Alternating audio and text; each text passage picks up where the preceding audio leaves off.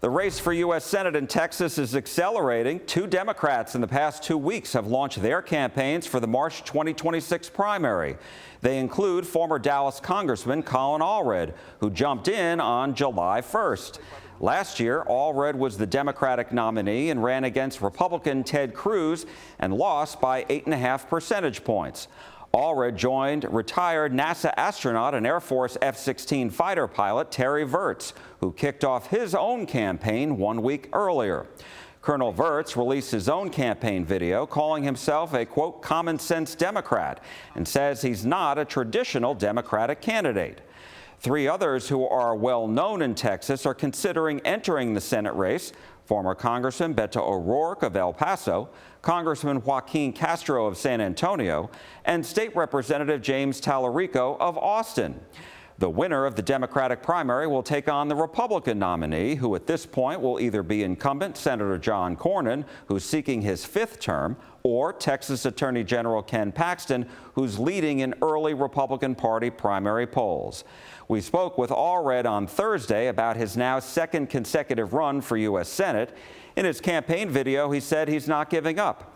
I asked him why Democratic primary voters should select him over Terry Virts and the others who may run, and why he's trying again. Just like a lot of folks, I spent the last 6 or 7 months with my family, watching what's happening, watching some of the promises that were made in the last election about being focused on lowering costs for working families, being on their side, and watching those promises be broken. And I just feel like everything is kind of backwards, and people are working harder for less, but they're also seeing people who are cutting corners or who are making deals, getting ahead. And I just think there's a sense that I get from folks that this is just not how it's supposed to be. And it doesn't have to be this way. I know that Washington's broken. I know that our system is rigged. I know what we need to do to unrig it. And you're right, Jack, I have always been a fighter. I only got here by overcoming incredible odds, being raised by a single mom, going to Baylor, being undrafted in the NFL. Every single time I've tried to do something, it's been difficult. I expect this will be the same. Why should Democratic voters select you over the others? And how are you going to excite grassroots Democrats? Well, listen, these are all friends of mine and folks who I think have a lot of talent. I think it's a reflection of how much talent we have in our state. And we've been in constant communication. I'm running for one reason, and that's to make sure the Texans know that I'm going to be on their side. I'm going to fight for them to lower their costs, to stop corrupt politicians, quite honestly, like Ken Paxton and John Cornyn from rigging the economy. Against working Texans. I'm going to get out there and spend as much time as I possibly can talking to ordinary Texans, talking to hardworking folks, going to work sites, having longer conversations where we can talk about what we should do to try and make it so that folks can get ahead. And I'm going to spend as much time as I possibly can talking, listening, having events. I'm excited about it. I'm not in Congress anymore. We have the ability to do some more things than we could in the previous election, and it's going to be really fun. When I spoke with Virts, he said, you can't win. And I know he's probably supposed to say that, but he says a fresh face can win. And I wanted to give you the opportunity to respond. Well, everybody's entitled to their opinion. And listen, I'm not taking anything for granted. I don't expect anyone to support me based on the last election or anything like that. I want to earn folks' votes in this election about what I'll do going forward. Jack, I think you know me well enough to know that I am humble enough to understand that there's some things that we absolutely have to do differently from the last election, but also that I think most Texans are sitting there hoping that somebody's going to talk about what's going on in their lives and will have plans to try and help them get ahead. And that's what I think they're going to make their decision based on. From the sounds of it, if you were in Congress, you would be voting against what President Trump and Republicans call the One Big Beautiful Bill. And I'm wondering, as far as I know, there are cuts to the growth of Medicaid, but they're also extending the 2017 tax cuts for everybody. And also there would be what's in the bill is grants for states like Texas to get reimbursed for its border security efforts. So talk to me about that. Well, listen, this is why I think there was an opportunity that they had here to maybe put together a bill that could have gotten bipartisan support. And I certainly want to lower taxes on the middle class and on working class Texans, and that's something I would support. But instead it took a different route, one where in order to pay for some of the tax cuts for the wealthiest Americans. They're kicking 1 million Texans off their health care.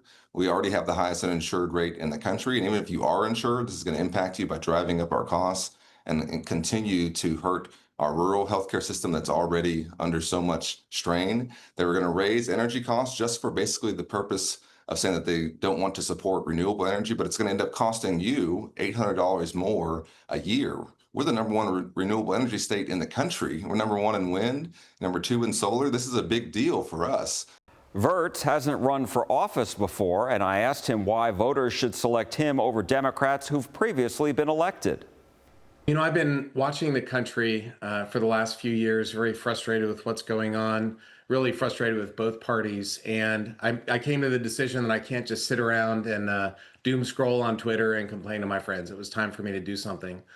I was a F-16 fighter pilot in the Air Force. I was a NASA astronaut, and I feel like I've been given a lot. You know, to those whom much has been given, much will be expected.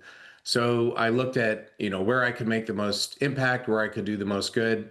And to me, it was running as a Democrat here in Texas for the Senate, because it looks like for John Cornyn's seat, but it looks like Ken Paxton's going to be the nominee, corrupt Ken Paxton. It's difficult to run for any candidate to run statewide, but even more so for Democrats in Texas who haven't won in 3 decades. So how are you going to break through? What we need to do is not do the same thing over, hoping for a different result. And, we had Colin Allred, who ran the last time. He just recently announced that he's going to run again. Good man. I love Colin. I supported him. I voted for him. I wish he was our senator, but he's not. And Texas has for the last century, if you lose a Senate race, you don't win again. And if the Democrats try and do the same thing again, I don't think we're going to win. Texans just don't vote for a traditional Democratic politician, which is why I'm doing it. That's not what I am. I'm a fighter pilot, NASA astronaut, not that, which doesn't make me special. It makes me thankful for the opportunities I had in public school. But my worldview is to solve problems and not just be on, the D side fighting against ours, or the typical politician. And I think that's what Texans want. Somebody who's going to fight for Texans and not for their DC party, in Washington. Why do you think that Democratic primary voters should vote for you over Colin Allred, who you mentioned obviously is now in this race, and then the other Democrats who may get in? I'm sure there'll be more folks that join the race. My background in the military is to solve the problem. I was on the space station, we had a really bad ammonia leak alarm. I didn't worry that some of my crewmates were Russians, and I didn't care about their background. We just need to solve the problem. And that's going to be how I approach being the senator from Texas. I'm going to serve Texans, and I'm not going to work for the senator from New York. Colin Allred, again, good man. I voted for him. He is Chuck Schumer's candidate. So if Democrats think that we can run Chuck Schumer's candidate and win in Texas, it's been 30 years. That's not going to happen.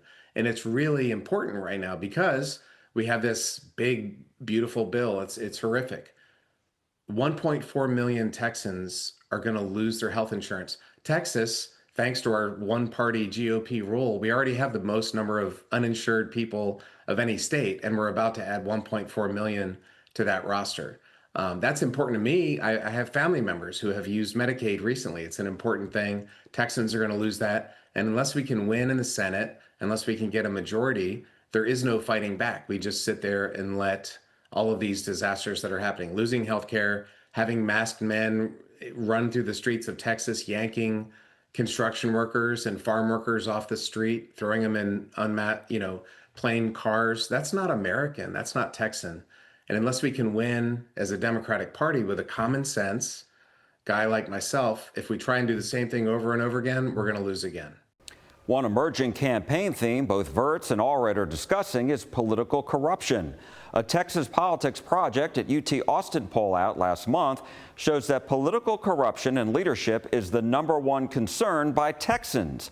Overall, 17% said that's the biggest problem facing the state, which is more than inflation and prices and immigration and border security. When it comes to Democrats, 31% said this is the #1 issue. We spoke with the Texas Politics Project research director, Dr. Joshua Blank, about this and how the Democratic candidates are trying to tap into this concern by residents.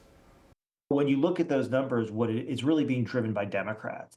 And Democrats, both when we ask them what's the most important problem facing the country and what's the most important problem facing the state in the University of Texas Politics Project polling that we do regularly, normally Democrats are split across a range of issues, with no issue really, I would say, jumping up above any other, but usually 6 or 7 issues, each at about, 5 to 10%, climate change, gun control, education, abortion policy, and so on and so forth.